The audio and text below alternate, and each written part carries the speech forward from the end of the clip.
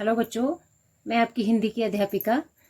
जैसा मैंने आपको पहले समास के बारे में भी बताया था और फिर उसके बाद मैंने वर्ण विचार उच्चारण और वर्तनी के बारे में भी अभी मैंने आपको पीछे दिया था, तो इसको मैं एक बार फिर से रिपीट कर देती हूँ। प्रत्येक शब्द का उच्चारण करते समय मुख से कुछ ध्वनियाँ निकलती है, जैसे बेटा, यहाँ आओ, अभी, आया, माँ। तो इसकी मैंने पूरा आपको इसका पूरा बता दिया है कि कैसे हम इसे बोलेंगे, किन किन शब्दों को काटकर हमने इसका पूरा वर्ड बनता है शब्दों के उच्चारण से। ठीक है, ये ध्वनियाँ वर्ण कहलाती है। इन ध्वनियों के खंड और टुकड़े नहीं किए जा सकते, जब मुख से जो उच्चरित ध्वनियों को लिखा जाता है तो तब वे वर्ण बन जाते हैं। ठीक है, ये ध्वनियाँ वर्ण कहलाती है। इन ध्वनियों के खंड मतलब टुकड़े नहीं किए जा सकते। जब मुख से उच्चरित ध्वनियों को लिखा जाता है तब वे वर्ण बन जाते हैं। वर्ण भाषा की सबसे छोटी इकाई है, इसके और टुकड़े नहीं किए जा सकते। क्या बोला बच्चों कि वर्ण भाषा की सबसे छोटी इकाई है, इसके और टुकड़े नहीं किए जा सकते। किसी भाषा को सीखने से पहले वर्ण यानी ध्वनियों को सीखना बहुत जरूरी होता है। अगर हम हिंदी भाषा को सीख रहे हैं तो हमें इस भाषा का जो वर्ण है, ध्वनियाँ हैं, उनको समझना बहुत जरूरी है, क्योंकि हम इसके साथ ही हम व्याकरण भाग को समझेंगे। और ये मैंने बोला कि ये जो हमारा पूरा है, जो मैं करवा रही हूँ व्याकरण भाग में, वह आपका एक 5th क्लास से लेकर +2 तक सभी बच्चों को ये चलेगा। जो हिंदी पढ़ते हैं उनके लिए तो ग्रेजुएशन में भी अगर आप पढ़ेंगे, पहले भी अगर पढ़ लेंगे, तो आपको कहीं कोई भी दिक्कत नहीं आएगी। तो आपको इसे समझना है। ठीक है, वर्णों की माला यानी वर्णमाला। वर्णों की माला यानी वर्णमाला। जब वर्णों को क्रमबद्ध रूप में लिखा जाता है तब वह वर्णमाला कहलाती है। जब वर्णों को क्रमबद्ध रूप में लिखा जाता है तब वह वर्णमाला कहलाती है। वर्णमाला, ठीक है। वर्णों में के व्यवस्थित रूप को वर्णमाला कहते हैं। वर्णों के व्यवस्थित रूप को वर्णमाला कहते हैं। प्रत्येक भाषा की अपनी वर्णमाला होती है। प्रत्येक भाषा मतलब हिंदी में अ, आ, क, ख, ग और अंग्रेजी में ABCDE। ठीक है, तो हिंदी वर्णमाला में 2 प्रकार के वर्ण होते हैं, वर्ण, स्वर और व्यंजन। स्वर तथा व्यंजन के अतिरिक्त अयोगवाह संयुक्त व्यंजन, आगत ध्वनियां तथा ढ ढ भी वर्णमाला में आते हैं। स्वर, ये वर्ण जिसके उच्चारण में किसी अन्य वर्ण की सहायता की आवश्यकता नहीं होती, उसे स्वर कहलाते हैं। स्वर मतलब अ, आ, ई, उ, री, ए, ऐ, ओ, औ। ठीक है, स्वर के भेद, स्वर के 3 भेद है, हर्स्व, दीर्घ, प्लुत स्वर। ठीक है, अब है हमारा आगे स्वर के बारे में हमने पीछे पढ़ लिया। तो स्वर के भेद, हर्स्व, जिन स्वरों के उच्चारण में केवल एक मात्रा का समय लगता है, अ, ई, उ, री, एक मात्रा का शब्द। ठीक है, एक मात्रा का समय लगता है। दीर्घ स्वर, वे स्वर जिनके उच्चारण में हर्स्व स्वर से 2 गुना समय लगे, मतलब 2 गुना समय लगे। ठीक है, वे दीर्घ स्वर कहलाते हैं। वे 7 हैं, आ, ई, उ, ए, ऐ, ओ, औ। ध्यान रखना, आपको जल्दी आ जाएगा अगर आप इस तरीके से करेंगे, तो आप स्वर व्यंजन सब कुछ पहचान लेंगे। तो सभी ध्यान देना। अब है तीसरा है प्लुत स्वर। इस स्वर के उच्चारण में दीर्घ स्वर से भी अधिक समय लगता है। पहला आपका एक मात्र का समय लगा, फिर 2 गुना समय लगा, और फिर अब आएगा जो हमारा स्वर के उच्चारण में दीर्घ स्वर से भी अधिक समय, 3 मात्राओं का समय लगता है।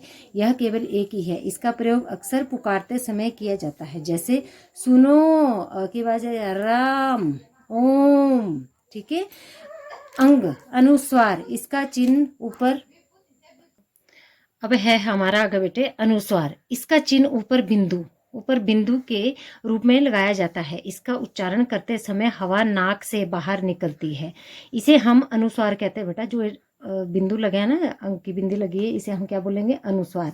जो इसका उच्चारण करते समय हवा नाक से बाहर निकलती है, जैसे हंस, कंधा, पंख, रंग, पंचम आदि। अब है चंद्रबिंदी, अनुनासिक। चंद्रबिंदी है अनुनासिक। इसका चिन्ह ऊपर चंद्रबिंदु के रूप में लगाया जाता है। इसका उच्चारण करते समय हवा नाक और मुख से समान दबाव के साथ बाहर निकलती है। इसमें क्या है, मुख से और नाक से इसकी जो हवा है वह बाहर समान रूप से निकलेगी, जैसे हंसी, चांदनी, मांग, चांद आदि। ठीक है, ओके। अब है स्वरों की मात्राएं। स्वर, आ, ई, उ, ओरी, ए ऐ ओ औ। कितने हैं स्वर? 1 2 3 4 5 6 7 8 9 10 11। 11 स्वर है, ठीक है। जैसे मात्रा अ की मात्रा कोई नहीं होती, ठीक है। फिर है आ की मात्रा, ये ई की, ये ई, उ उ, री, ए ऐ ओ औ, ठीक है। अब जैसे है कवर्ग, क ख ग घ ङ, चवर्ग, च छ ज झ ञ, टवर्ग, ट ठ ड ढ ण, तवर्ग, त थ द ध न, पवर्ग, प फ ब भ म, ठीक है। और पंचम वर्ण है ये, ठीक है। ये आपको हमने बता दिया पंचम वर्ण, इसमें ड़ ढ भी आ जाता है, ठीक है। अब है अंतस्थ व्यंजन, य र ल व, उषम व्यंजन, श स ह, संयुक्त व्यंजन, क्ष त्रव्य स्र, आगत वर्णन, ज फ आ, ठीक है। अब हो गया। अब मुझे ज्यादा बनाना नहीं आया, पर मैं इसे उदाहरण के साथ आपको बता रही हूँ कि तवर्ग, त जो दांतों के साथ बोला जाता है, तवर्ग। मूर्धन्य जो बीच से आवाज आती है, टवर्ग वाले शब्द जो, टवर्ग वाले शब्द जो तालु के साथ बोले जाते हैं। दंतोष्ट जो दांत के साथ बोले जाते हैं, ब फ। ओष्ठ्य, पवर्ग, ओष्ठ्य आ गया हमारा पास, पवर्ग, ठीक है। अब है कंठय, कंठ से गले से जो आवाज दिखती है, कवर्ग वाले सारे कंठस्थ आते हैं, कवर्ग वाले। अब है वत्सर्य में स ज र ल, ठीक है, हो गया आपका। तो अब है श्वास प्राण, वायु, अल्प प्राण। जिन वर्णों के उच्चारण में वायु की मात्रा कम होती है वे अल्पप्राण कहलाते हैं। जैसे जिन वर्णों के उच्चारण में वायु की मात्रा कम होती है वे अल्पप्राण कहते हैं। क ख ङ च ज य ट ठ ण त ध न प, ब म द ड़ य र ल व।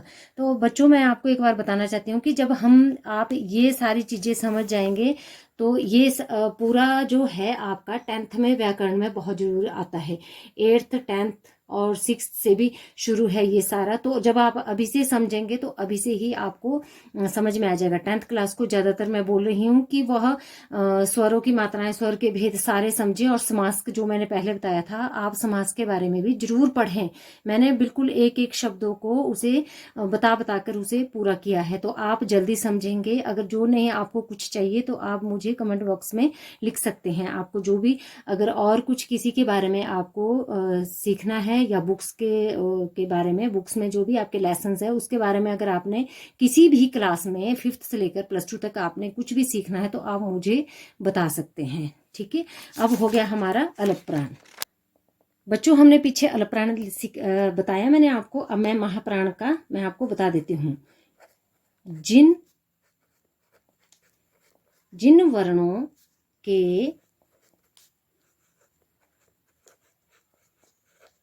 जिन वर्णों के उच्चारण में वायु की